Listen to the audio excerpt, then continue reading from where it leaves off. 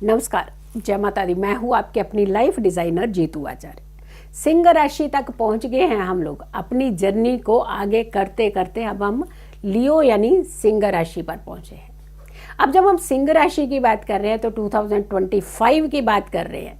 तो वैसे तो 2025 के जो स्वामी हैं वो मंगल बन रहे हैं, यानी 2025 को जो रूल करेंगे वो मंगल बनेंगे, वो न्यूमरोलॉजी के हिसाब से।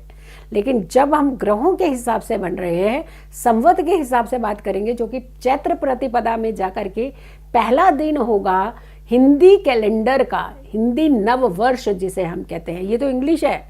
अब हिंदी नव वर्ष की बात करते हैं तो राजा बन रहे हैं सूर्य।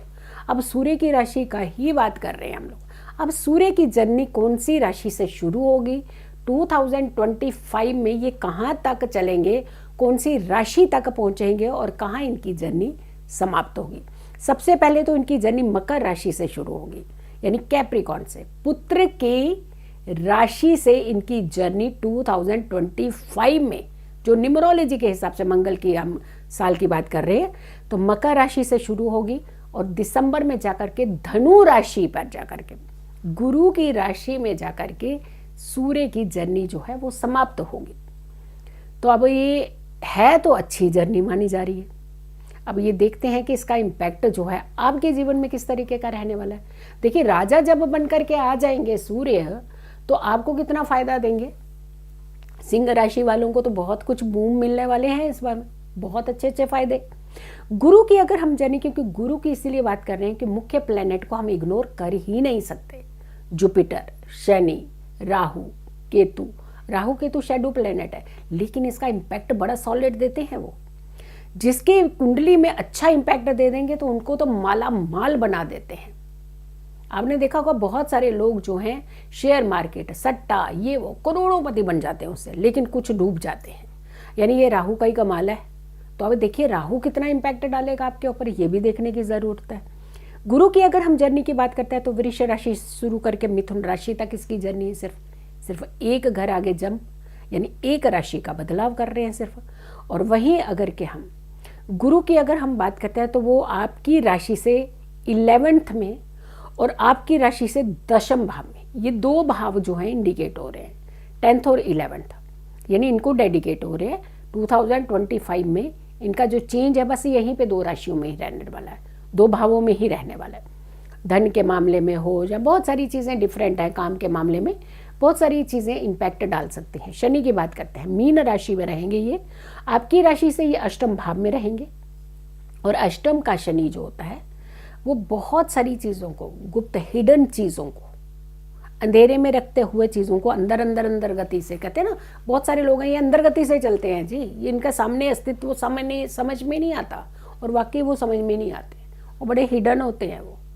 तो हिडन वाले जो लोग होते तो खतरनाक है वैसे, नो डाउट, क्योंकि उनका अस्तित्व आपको समझ में ही नहीं आ पाता। राहु की बात करते हैं, कुंभ राशि में रहेंगे, आपकी राशि से सप्तम भाव में। और सप्तम भाव का राहु पार्टनरशिप को लेकर के या फिर पार्टनर, लाइफ पार्टनर को लेकर के कुछ ऐसे सरकमस्टांसेस पैदा कर देते जो आपने कभी सोचा भी नहीं होता। केतु की बात करते हैं, सिंह राशि में रहेंगे, आपकी राशि में ही रहने वाले हैं केतु। और आपकी राशि में क्योंकि ये बदलाव करके आएंगे तो आपकी राशि में रहेंगे, पूरा साल रहेंगे।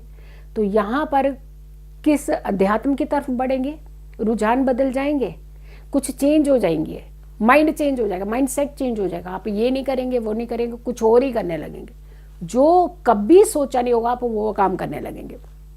चलिए, अगर हम बात करते हैं सिंह राशि की, तो ये राशि जो है ये पंचम भाव की राशि होती है, यानी पांचवी राशि होती है। काल पुरुष के कुंडली के पंचम भाव को इंडिकेट करती है और ये अग्नि तत्व राशि होती है।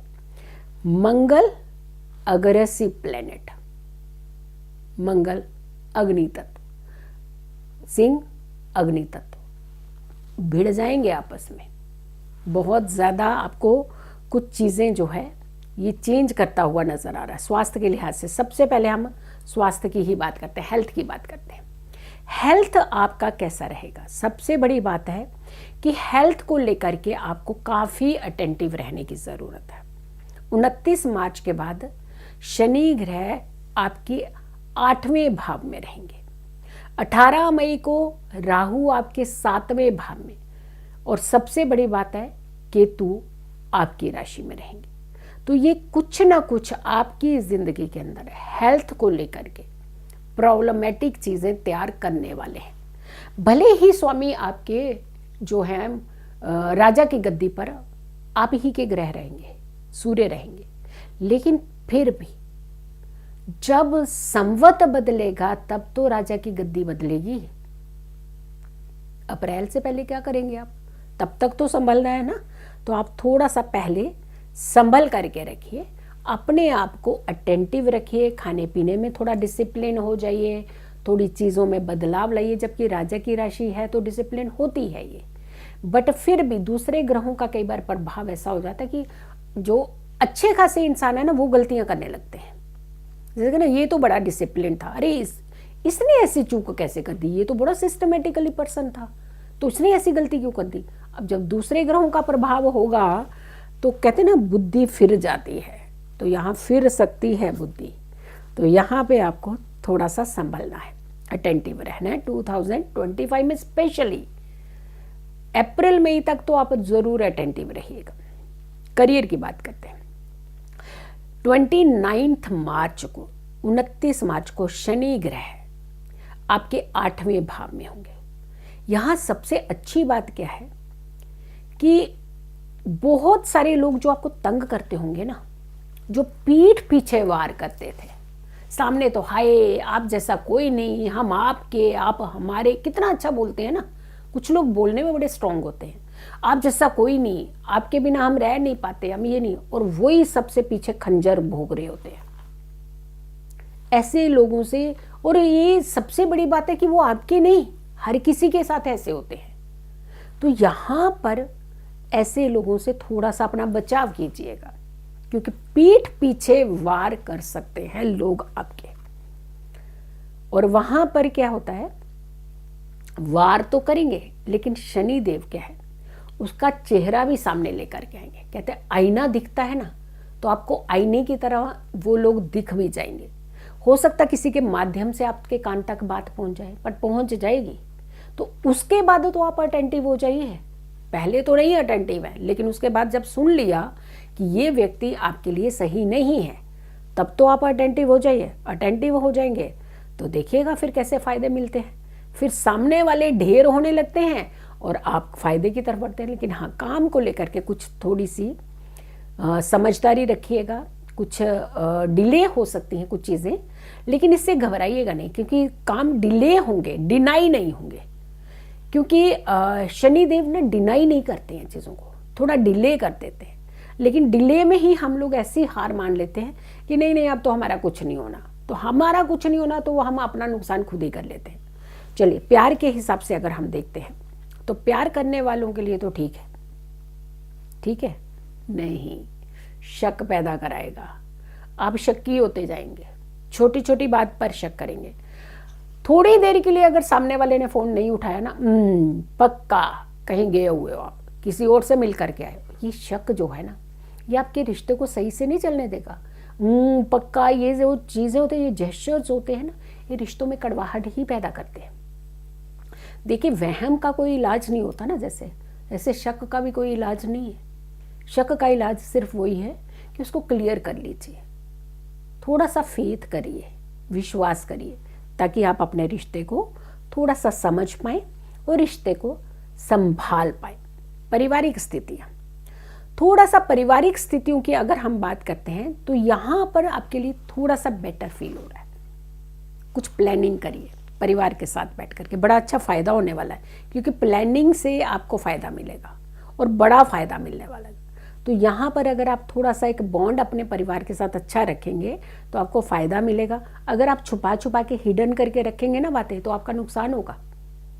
अगर आप बता देंगे ना, तो आप देखिएगा आपको कितना बड़ा फ़ायदा होने वाला है। तो और ये फ़ायदा होगा, आपको सपोर्ट मिलेगी, क्योंकि आपको कहीं ना कहीं कुछ एक बड़ी प्रॉब्लमेटिक चीज़ों से भी आपको बचा करके रखेंगे। अब सिंह राशि वालों को कौन सी पूजाएं जो हैं वो करनी चाहिए 2025 में?